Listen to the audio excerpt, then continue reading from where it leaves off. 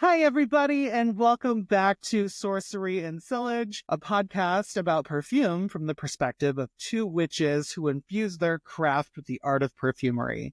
I'm joined today with my co-host, Melissa Sifjardóttir of Sif Sniffs. And I'm B. Sampson of Venus Invictus, and I'm going to hand it over to you for some housekeeping real quick. So this is the first episode we are recording since launching. We just wanted to say thank you guys so much for all of your engagement on Spotify, on Apple. We've gotten reviews on pretty much everything and 5 stars across the board. So we really want to thank you guys for engaging with our content. Really appreciate it. Except that one dude who did say that Jesus loves me. I did see that. In which case, all men love me, it's kind of a problem. And it is something I struggle with on a daily basis. Despite the fat ass, they just keep coming. I can't help it. So I am so excited about today's episode. I texted you yesterday. We've got body shaming. We've got Nazis. It gets bananas. Holy shit. I can't wait to hear all about it. But first, we are going to dive into the science, the history, the discovery. So I want to ask you, what is the first thing that you think of when you hear aldehyde? Well, because aldehydes came up a lot in the research for Chanel No. 5, it was mostly just that there was no real definition. Even on Fragrantica, when you look up aldehydes, it's just a picture of the sky and sun. Makes sense. I love how abstract it is and kind of hard to quantify it. I think the best description I've ever heard aldehydes being described as is the fizziness of champagne or the whoosh in a rocket. I think that sums it up. More vibe and less of a scent. Exactly. So, of course, today we are diving into aldehydes, one of perfumery's most transformative materials. These sparkling, abstract molecules have shaped the course of modern fragrance, creating scents that are as futuristic as they are timeless. In this episode, I'm going to walk you through what they are, science behind their magic, and how they evolved into the world of perfumery. So let's start with the basics. What are aldehydes? Aldehydes are a family of organic compounds characterized by their chemical structure. A carbonyl group, that's a double bonded to an oxygen, attached to a hydrogen atom, and an R group, which can be hydrogen, alkyl, or aryl group. If that sounds like science jargon, don't worry, it is. But the important thing to know is that aldehydes are highly volatile, meaning they evaporate super quick, and they're perfect for creating bright, sparkling top notes in a fragrance, or enhancing them, if you will. They're fascinating because they don't smell like anything specifically in nature, or rather, they can smell like many things in nature depending on their structure. Some aldehydes are citrusy and fresh, they smell like an orange peel. Others are waxy and soapy, or even metallic and floral. This versatility makes them a perfumer's dream ingredient, allowing for endless creativity. And aldehydes also exist in nature, right? They're just so fleeting. Yeah, absolutely. So let's get into the science a little bit of what makes them so special. The key lies in their molecular structure and volatility. Because they're light and they evaporate quickly, aldehydes are often used as top notes in fragrances, creating initial brightness in the first spray of a perfume. One of the most famous groups of aldehydes in perfumery is the aliphatic aldehydes, which include super famous aldehydes like C10, C11, and C12. I would say those are the most popular in perfumery. When people are first starting out, I'm like, you got to get these 3 aldehydes as part of your base kit. These aldehydes are known for their sparkling, abstract qualities, often described as champagne-like or effervescent. The other aldehydes, like benzaldehyde, smell like almonds, while cinnamaldehyde has a warm, spicy cinnamon aroma. Interestingly, though, aldehydes can also be found in nature, like you said. For example, citral, which has a lemony scent, is found in lemongrass, and citronellol, which smells like citronella, is found in certain plants. But most aldehydes used in perfumery are synthetic, created in labs to ensure consistency and purity. This is something that we keep bringing up.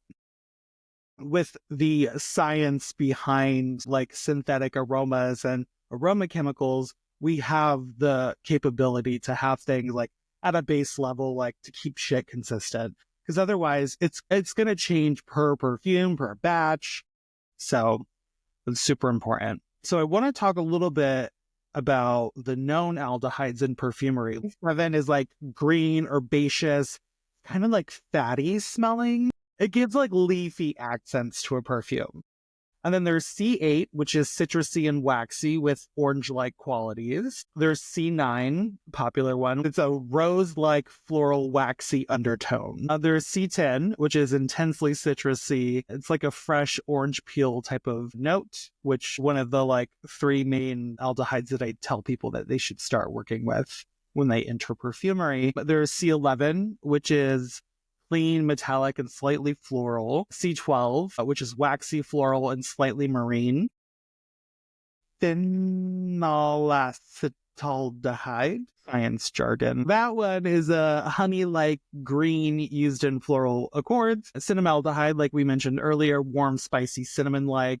Benzaldehyde is almond-like, often used in gourmand and nutty fragrances.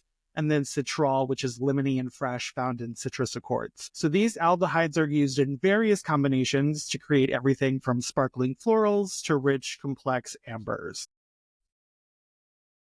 Let's talk about how are they used in perfumery? And the answer is carefully. Super carefully with a fine-tooth comb. Even a small amount can dominate your entire fragrance. When first starting out, I have ruined so many fragrances by adding just a little bit too much of an aldehyde. It just overpowers it and the whole thing goes like soapy or metallic. It's really difficult to work with. But once you master it, once you have your dilution ratios, it's fabulous. It can change a perfume. It can create something very incredible. They're particularly famous, though, for their ability to create abstract scents or to help with like abstract concepts in perfume making. Instead of smelling, for some of them, instead of smelling like a specific thing like citrus or flowers, they can add like a sparkle or a lift to the perfume to kind of like enhance it to make it smell more radiant, which is probably why the like sky and the sun is like the picture for it on Fragrantica. So super cool. Let me just share some fun facts about aldehydes, and then I'm going to hand it over to you because it sounds like you have a lot to dive into today. Before I wrap up, here are a few fun facts about aldehydes. Aldehydes can smell very different depending on their concentration. For example, C12, which is lauric aldehyde, smells waxy, floral at low concentrations, but it can smell soapy and metallic at higher doses. So cool, right? That is cool. Aldehydes are also used in other industries like food and flavoring. For example, vanillin is an aldehyde used to create vanilla flavor. I feel like vanilla every perfumer knows about, and I wouldn't think that that's an aldehyde, but I guess it would be. When I was doing research for this, I was surprised. I didn't think that vanillin would be categorized as an aldehyde, but technically it is. That's the fun part of this episode, is I do feel like so many things fall under this umbrella of aldehydes that we might not necessarily think of. And then I have one more, but I feel like I don't want to give anything away about what you're going to be talking about. Okay. So the aldehydes in Chanel No. 5 were originally thought to be a mistake, but they were actually a deliberate choice by Ernest Beau to create something revolutionary. And that's the magic of aldehydes, from their sparkling chemistry to their revolutionary role in perfume making. Aldehydes are a testament to the creativity and innovation of perfumers. Whether you love them or you find them challenging to work with, there's no denying their impact on the world of fragrance. I'm going to hand it over to my co-host to talk about all the crazy stuff around aldehydes. Specifically Chanel No. 5. The first thing I will say, we're going to be talking about Leo Queen. Getting right into it, Gabrielle Chanel was born August 19th, 1883. When she was 12, her mom died of tuberculosis. And instead of her father deciding to take up the amount of parenting, he just takes all of his kids and puts them in an orphanage. Damn. Father of the Year. Yeah, Father of the Year award goes to this asshole, Jesus. The other thing I think is so interesting coming from it from a 2025 perspective, I think so many people, particularly in the pagan community, pick their own names. But I think it's so interesting that she never changes her last name and always goes by Chanel. even though her fascinating. father was just like, bye, I don't want to deal with this, when she was 12. So the orphanage is at a place called Aubazine, and that's where Gabrielle learned to sew, and sewing and other kinds of fabric arts were all things that women could use once they left the orphanage. Because the other thing with this is once you're 18, you're out. So when she left the orphanage, she found work in the cabarets in the southwest of France. So she doesn't go far, and she immediately starts working in them. Is she doing like the styling and like the clothing? No, she is performing. Like the Leo queen that she is. The other thing that I find so fascinating about this part of Coco's life is, by all accounts, she is not a good singer. She is not a good dancer, but she has like a fuck ton of confidence. Mm. And that's why she's popular. And she is very popular. People come from all over to see her. She gets the name Coco from a very popular song at the time called Coco Rico that she would sing often for her male patrons. Wow. There is some speculation about whether or not she was a woman for hire. The euphemism at the time is a woman to entertain. Oh. And she was definitely working as a woman to entertain, but it's unclear of whether or not that included anything other than just singing and dancing. Right. Was she doing sex work? We don't know. We don't know. There is also some speculation that she had a botched abortion that left her unable to bear children. And that is why she never has children. So she moves with a guy named Etienne Balsan and starts living as a kept woman. This is not unpopular at the time. Mm. In fact, Coco is not even the primary mistress for Etienne. She is the secondary mistress, which I also think is just so fun. She was a side piece? Which, once again, this guy had 2 mistresses, of which he is like the second banana. The first mistress is Emilienne de Alençon. I'm going to say that that is correct. Okay, perfect.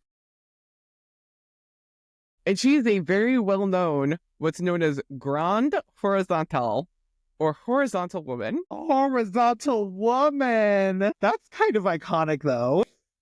Yes, so she's second to this horizontal woman, which I also love when we put this in time, right? This is right around 1900, 1905 at the latest, right? And women can't vote.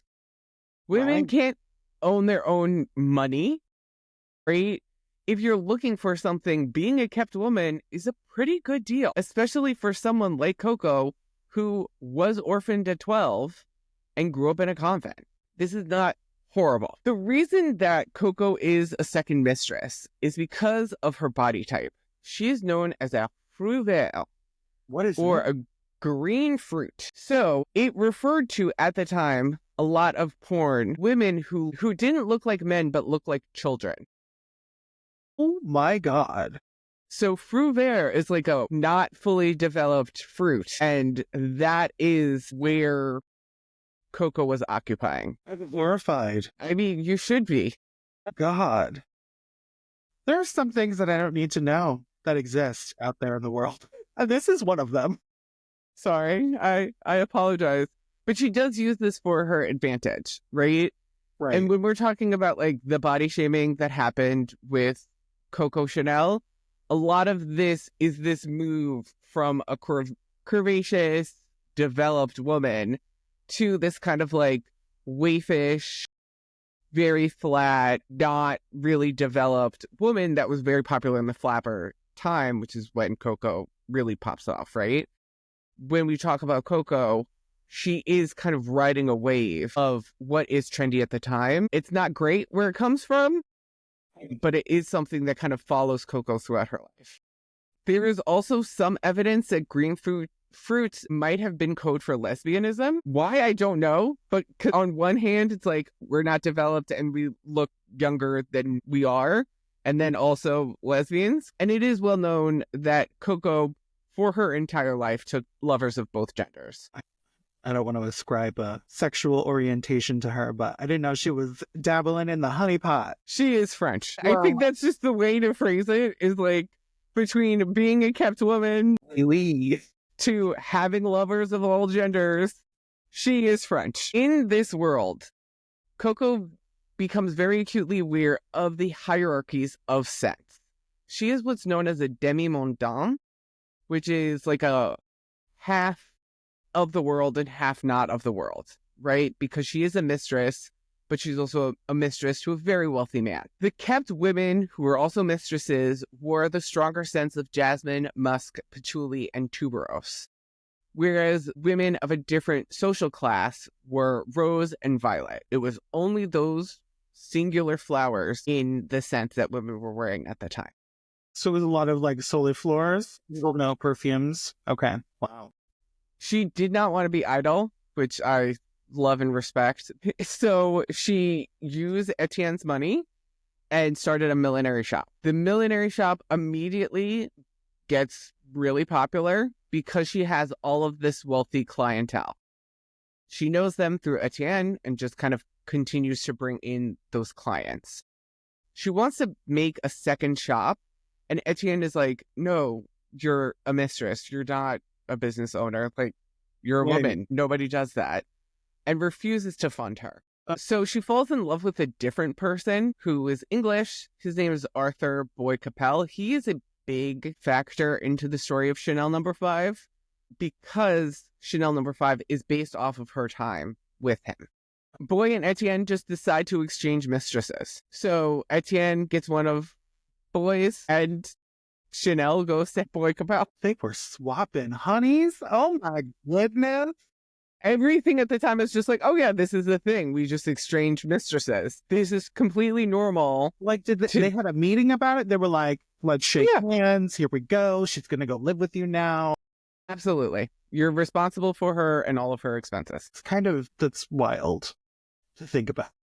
He supports her millinery business, and she eventually opens to 3 different locations. During this time, designers are starting to link their artistry with fragrance. So it's a bigger scope for their brand. What year are we talking about at this point?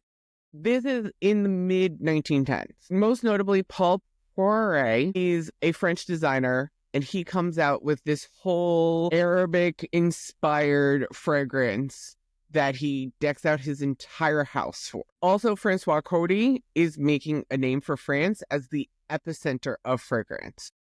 What really pops off France and perfumery at the time is World War I. So soldiers, particularly American soldiers, are stuck in France after the war ends because now America is trying to send all these ships over to France to bring these troops back.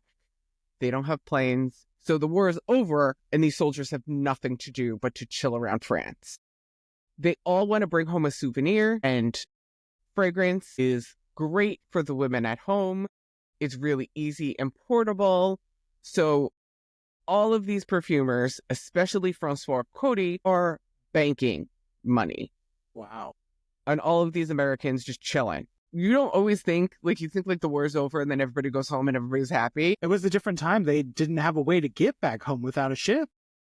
Some of these soldiers were just chilling in France for up to a year waiting to go home, which is also interesting, right? So they're there, they're living in France for such a long time, and they want something to kind of like show that they were in France, and perfume is the thing that they bring back. So cool. So Francois Coty, he becomes one of France's first billionaires. So what I did is it took a lot of Googling, but I found out what a billion francs is in 1917, what it would have converted to in USD. And then I took whatever that USD amount was in 1917 and then used the inflation calculator to do it to now. Okay. And you're looking at $112 billion in USD if we're talking modern money. Holy shit. So we're talking like Bezos, Musk levels of money. I mean, That's wild. For a person who kind of popularized perfumery, And Coty is still popular. It's Yeah. still the number one fragrance house in France. And it keeps going up in the US about like, is it not? They 'Cause do is awards. it French? Is it not? Yeah, they're in like every department store. Absolutely. Wow. 19, Boy Capel tells Coco that despite their love for each other, he's never going to marry her because she's a demi-mondaine. She's not well-bred. She is her own kind of made woman, and that is something he cannot marry. Mm-hmm. He does get engaged to someone who is of good breeding, and then around Christmas, I rephrase that. Like, that's the term that is used historically. Like, I don't want to say good breeding like they're fucking AKC certified. Coco is just not. Karma's a bitch because Boy dies in a car accident around Christmas 1919. Hello. By all accounts, he was drunk and he was in the south of France. That has a lot of mountains. And yeah, that's how he died. But Coco is bereft. So she kind of takes this time and her grief and just goes hardcore into perfumery and to making a perfume. She goes to Grasse to learn as much as she can. She also starts chilling in some of the labs from Francois Coty. One of the quotes around this time is that I want to give women an artificial perfume. I want a woman to smell like a woman and not a flower. And this is mainly the fragrance that she is working to create. She is kind of on the outs and never part of the aristocracy, but she finds herself in the company of what's called White Russians. But it's all of the Russian aristocracy that left Russia before the Russian Revolution. Okay. And there's a ton of these people in both Paris and in Grasse. One man that she takes on as a lover is Grand Duke Dmitry Pavlovich. Okay, so a little background history for Melissa. I am obsessed with Russian history. Okay.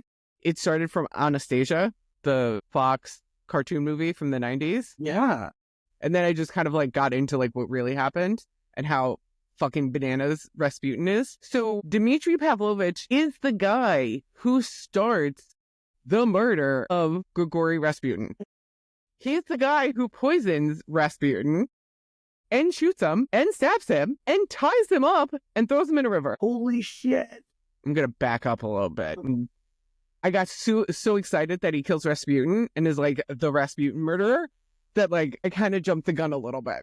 But we have Tsar Nicholas. Yes. He has the kid, Nikolai, who we know is a hemophiliac, and that's why Rasputin comes into the Tsar and Tsarina's life, because the Tsarina is trying to fix her son, who is literally the heir to the Romanov throne. Okay. So at the time, they need to come up with some kind of a backup in case Nikolai dies. Wow. Yeah. And that backup is Dmitry Pavlovich. Crazy. So when Rasputin comes in, is doing all his woo-woo and mesmerizing of the Tsarina, Dmitry has like triple the reason to be pissed. Because you're also messing with the throne. Because if Nikolai dies, right, homie gets the throne, right? So that's also important in this story. So he is extra pissed at Rasputin. Holy shit. This is crazy. Where's my popcorn? I feel like I'm watching a movie. Okay. So Dmitry gets exiled from Russia, okay? But he's still chilling around Khan, just living his Côte d'Azur life, and still a Grand Duke. It doesn't mean much because he's exiled, and then Russia becomes communist. So that Grand Duke doesn't mean jack squat. You have Dmitry, who was aristocracy and fell. And then we have Chanel, who is not aristocracy, but has a lot of money. Yeah. So they are great friends, right? And it would make sense for these two to get together, right, from like a just practical perspective, because both of them have what the other one wants. Mm-hmm. Because Chanel is looking for a perfumer to fulfill her dream of an artificial perfume, Dmitry is the person who connects her to Ernest Beau. Wow. Because Ernest Beau was Russian, Yeah. right? Fought for Russia in World War One, and then came to France afterwards to be a perfumer. He created a perfume called Rowlett Number One, and this was the scent of choice for the Russian aristocracy. So Dmitri hooks Chanel up with Ernest because Dmitri knows Ernest had this perfume that was like freaking crazy in Russia and everybody was wearing it, Yeah. but it was too expensive. So that's a big part of Rowlett Number One, is that it was prohibitively expensive and only worn by the aristocracy. Got it. Which, if you're a socialist or any kind of a communist, aristocracy wearing ridiculously expensive perfume when people are starving kind of supports your That doesn't argument. sound anything like what's happening right now. Nothing. We're not seeing any historical Relevance. Yeah, none whatsoever. None. So Rowlett Number One was originally called Le Bouquet de Catherine, after Catherine the Great. Incredible. And it was meant to immortalize the long legacy of the Romanovs, which I think is hysterical that this is part of the reason why the Romanovs fell. It costs so much money is because it contains a ton of jasmine and May rose. Yeah. Is it just the type of rose? It is the type of rose that is specific to Grasse, and it's called the May rose because it only blooms for like 4 or 5 weeks. Wow. Is it MAI? In French, yes. Rose de May. Okay. Ernest really believes that Rowlett Number One, as it's known at this time, is like his best work. It's like the perfume. It is the perfume. It didn't get a chance because the Russian aristocracy fell. So he really wants this back of his iconic fragrance. He had 10 different versions of Rowlett that he tweaked for Coco Chanel. They were 1 through 5 and 20 through 24. Whoa. Why he numbered it that way, we don't 100% know. There is some speculation that the first 1 through 5 was a different type of tweaking, and then the 20 through 24 was its own type of tweaking. Okay. There is also speculation that 5 had double the amount of aldehydes that they were originally trying to put in. And that's like the mistake that happened for number 5. So Coco picks number 5, right? As we all know, it has gone down in history. But it's also kind of murky of why she picked number 5 specifically. Some said Coco said 5 was her lucky number. Some said she went to a fortune teller that told her 5 was the number of her future. But all of those reports were after the fact. Interesting. As someone who is really into numerology, I'm like, the number 5 is the number of like risk and reward. It's the number of like gambling. It's the number of expression. Like, to me, if I could ascribe a sign to the number 5, it would be Aries. It has like very intense Aries energy. And it also checks out with this particular fragrance, which I also love. So cool. One of the things I think is fascinating about the story of Chanel number 5 is how Coco begins to market Chanel number 5. Okay. There are no print ads until after she sells the company. So it's developed, it's created in the end of the summer to the fall of 1920. So she takes the bottle, she invites all of her bougiest friends to dinner. They all spray it, and she sprays the air in the restaurant, and she just waits for people to come by in the restaurant, and anytime someone smells it and compliments the fragrance, she's just like, it's just the thing I'm working on. You know, I'm just experimenting, as I always am, which I love. Wow. Clever. She gets 20 bottles, and she gives it to her richest clientele as Christmas present. They all immediately love it, right? And they all start wearing it. So people start going to her store and say like, hey, I smelled this on my friend. I need your number 5. And she's like, that was just a special thing that I did for my customers because I love them so much. I just gave them a bottle of perfume. It's just this thing I picked up in Grasse. She's like, you can't get it. Sorry. You can't get it. Sorry. It's exclusive. That is so cunty. What a cunty move to do. Then on May 5th, so 5/5, she actually starts carrying it and releases it to the public. Wow. But by that time, the hype is real. I bet she had people lined up to buy it. Absolutely. Almost immediately. Then there's a bunch of reports that soon after Chanel No. 5 comes out, the whole first floor of her Paris shop is exclusively dedicated to Chanel No. 5. Crazy. So it is hugely successful, as we know, from being in 2025 and looking back. But due to her upbringing, she is continuously seen as this demi-mondaine. And there's three main reasons for this. Chanel No. 5 combines florals and aldehydes to create a fragrance that is both sexy and classy. It has rose de mai, or the May rose, right? And jasmine. So the rose that is associated with not kept women, like the regular women, and also jasmine, which is connected to horizontal women, and aldehydes. Chanel No. 5 is not the first one to use aldehydes, but it is the first really popular one to use aldehydes. When you take all of these things into consideration, it doesn't fit into any one category the way that fragrance did prior to Chanel No. 5. Second, she's the only woman in a field that is dominated by men. Everything that I was reading at this time, it's like guy. Even for designers, it's still all men. And then you have Coco. In a woman's world, she's the only one who is a woman making sense for women. Third, the aristocracy is very uncomfortable with Coco because a lot of her employees are former Russian aristocrats because they were her friends. They were the ones who were nice to her. Right. As she's on her up and up. And they're kind of on their way down. So a lot of the aristocrats don't like seeing this change in social hierarchy.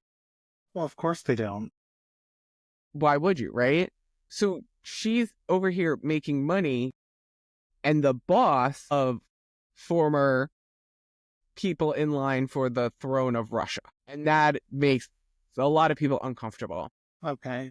She is very frequently parodied in cartoons in the papers, kind of bringing her down and saying, you're just a cabaret girl who got lucky. So for context, this is kind of important because in 1924, she's dealing with supply chain issues, as a lot of companies who are crazy popular deal with.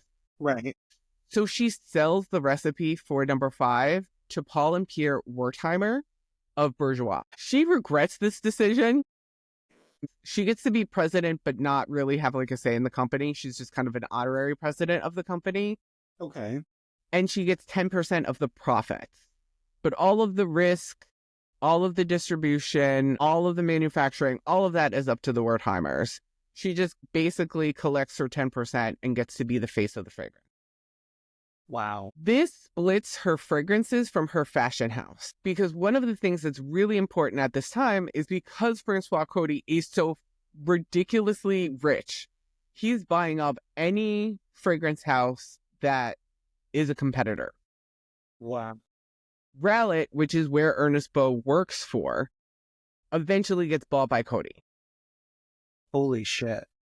Coty also starts making a fragrance called L'Amant in 1927, which is a straight ripoff of Chanel No. 5, because they have access to all of the information from when Ernest Beau was working for their company. Do you know, were they selling it for the same price, or were they undercutting Chanel No. 5? They were undercutting it, but if anything, Chanel at this point was iconic for being luxury, so the price probably would have strayed more people to Chanel No. 5. And the bottle is also iconic, right? So she doesn't want to lose her fashion house. Mm-hmm. So by selling Chanel No. 5 to the Wertheimers, she gets to separate the two, and she will always have the fashion house and doesn't have to worry about Coty trying to come in and buy the whole thing from her. Right. What ensues after that point is almost immediately Coco starts suing the Wertheimers, saying that it's a bad deal, especially as it just keeps going up and up and up and getting more and more popular. They do pivot a little bit in the Great Depression by selling purse size amounts. So that is something that Chanel keeps trying to say that everything goes against the contract. So by selling per-sized amounts, it's not upholding the level of luxury that is ascribed to a house of Chanel. So she tries using that as an argument. And now we've gotten to the Nazi part. I would like to say that Nazis are bad. Nazis are bad. Fuck Nazis. Punch a Nazi. Also, the moment I started reading about the Nazis, I felt like Tyra Banks in the meme of like, we were rooting for you. We were all rooting for you. And then she's like, fuck around with Nazis. So as the Nazis are rising to power, the Wertheimers are Jewish. So they're like, deuces to France and go to Hoboken, New Jersey. Once again, Chanel tries using this as a Hoboken is not classy. Chanel is classy. You are avoiding the contract. When France is occupied by Nazis, tell me everything. So the Nazis have a law that Jewish people cannot own companies because they are, at the time, seen as inferior. Chanel uses this. She sees this as an opportunity to get her business back. She's also like 60. So that's also something we need to take into consideration. She is very well known, right? Knowing that her legacy is going to be bound up in her fashion house and Chanel No. 5, and she doesn't own Chanel No. 5. So, does she bed a Nazi officer in order to gain higher access to the Third Reich? Yes. Is there rumors that he may be a spy and working for the English? Yes. But she definitely supports the Nazis in order to get her company back. That is foul and vile. And I'll be honest, this is the one thing that I did know about Chanel and why I've never been a fan. So from a historical perspective, the big takeaway for a lot of historians is that everybody was trying to survive during that time. And Coco was an opportunist. But the Wertheimers were very smart. And what they did is the French branch of Le Parfum Chanel, they sell to someone named Felix Amiot. I'm pretending that that is the correct pronunciation. Who is not Jewish. He is a Gentile. So it stays with the Wertheimers throughout World War II. And Chanel does not get ownership of the company, even though she fought for Nazis to be in power. That being said, the person that she dated was Hans von Dinklage. Because of his connections with possibly being a spy for England, when the war is over, Winston Churchill himself tells Chanel to just go to Switzerland, just chill in Switzerland for a few years. So there is evidence that, like, we might not be getting the whole story in terms of Chanel's Nazi involvement. So, like, let's not put it past her that she has built her brand up until this point, and she can kind of control the narrative of what she wants to be viewed as to an extent with her brand. So I think she had opportunities to clear up misinformation, but... So during World War II, the Wertheimers on their end with Chanel No. 5 are working hard. One of the things that they do is they put Chanel No. 5 into army exchanges, which also Chanel continues to push this narrative of you're making it a basic product and not a luxury. But what this does, particularly for Americans, is that it implants this idea of, like, this being your one luxury. Like, the luxury can be Chanel No. 5. So when World War II ends, there's lines out the door for Chanel No. 5 for all of these soldiers who are once again stuck in France, just like after World War I, trying to get a bottle of perfume to go and bring back as a souvenir to America.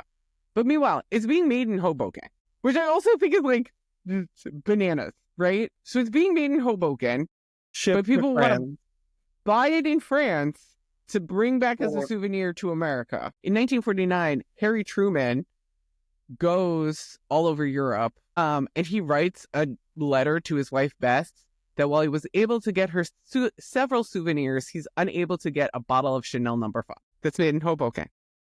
Right. There are some reports that part of the popularity of Chanel No. 5 is that you do not need to speak French in order to buy it. that the American soldiers can just go up to any counter and just go 5 fingers up, and everybody knows exactly what they're talking about.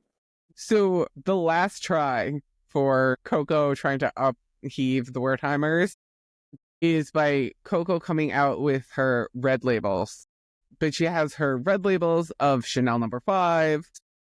This is also where one report I read said that it was called 22, and then another report I read said it was 31, becomes the fragrance that Chanel wears for the rest of her life at this point. She stops wearing No. 5. Now it is known as No. 19. So if you were going to buy it, it's Chanel No. 19 in order of her birthday. So the Wertheimers, instead of sending her a cease and desist or any kind of legal stuff, they're just like, let's renegotiate your contract. So she gets $350,000 up front, which is the equivalent to about $12 million today.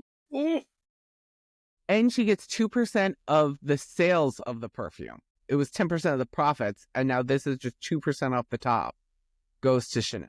Wow. 1952, and I love that this was in quotes and everything that I read, an up-and-coming actress named Marilyn Monroe does an interview with Time magazine, and the interviewer is being a little cheeky and asks Marilyn Monroe what she wears to bed, and she says, nothing but a few drops of Chanel No. 5. Cheeky, iconic. We love it. Yeah. In either 1953 or 1954, it's a little bit unclear. Once again, Coco is 70 at this time, right? So she is old. Pierre Wertheimer come to an arrangement. So she's going to continue to work for her fashion house, but he's going to pay for everything involved in it. He gets to keep all of the profits as long as he pays all of her bills, including her hotel room at the Ritz Hotel, which is where she lived for most of her life. So starting around 70, she gets to go back to being a kept woman. Great. And that's how she lives out her next 17 years. That is crazy. She works all the way up until she died. Yeah. In the 1980s, a bottle of Chanel No. 5 is so iconic that Andy Warhol uses it in his pop art displays, which revives Chanel No. 5. So in the 1960s and 70s, because by now it's been super popular since the 1920s, it does get associated with old ladies. And even smelling it today, this is an old lady perfume. I'm just like that way for sure. Oh, it's still popular in the 60s and 70s. It's just not the number one crazy selling fragrance that it was in the 50s and 40s. In the 1990s, Les Parfums Chanel experiments with different forms of advertising, but they always play with the luxury aspect, the clear contrast that was associated with Coco's Art Deco heavy design. One of the things that to me was really fun is that Baz Luhrmann makes this whole campaign for the House of Chanel, specifically for Chanel No. 5. And I'm like, Baz Luhrmann. We love Baz Luhrmann. Yeah, I didn't know that. In 2009, Chanel No. 5 was voted the most seductive scent by women. And it's the only one on the list of the top 10 that was made before 1980. So crazy. Currently, the French government states that a bottle of Chanel No. 5 is sold on average about every 30 seconds in the world. Interesting. What a wild journey. That's the story of Chanel No. 5. Iconic takeaways. Horizontal woman. Isn't that what we just want to know as? I will only be known as a horizontal woman. Yes. I come from a long line of horizontal women.